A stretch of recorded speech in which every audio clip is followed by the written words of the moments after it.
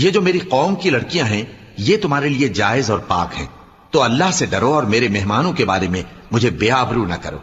کیا تم میں کوئی بھی شائستہ آدمی نہیں؟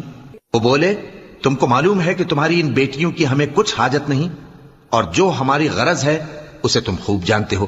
لوط نے کہا اے کاش مجھ میں تمہارے مقابلے کی طاقت ہوتی یا میں کسی مضبوط قلعے میں پناہ لے لیتا۔ فرشتوں نے کہا اے لوط ہم تمہارے پروردگار کے فرشتے ہیں، یہ لوگ ہرگز تم تک نہیں پہنچ سکیں گے، تو کچھ رات رہے سے اپنے گھر والوں کو لے کر چل دو، اور تم میں سے کوئی شخص پیچھے مڑ کر نہ دیکھے، مگر تمہاری بیوی کے جو آفت ان پر پڑنے والی ہے وہی اس پر بھی پڑے گی۔ ان کے عذاب کے وعدے کا وقت صبح ہے، اور کیا صبح کچھ دور ہے؟ پھر جب ہمارا حکم آیا ہم نے اس بستی کو الٹ کر نیچے اوپر کر دیا اور ان پر پتھر کی تہ بتہ کنکریاں برسائیں جن پر تمہارے پروردگار کے ہاں سے نشان کیے ہوئے تھے، اور وہ بستی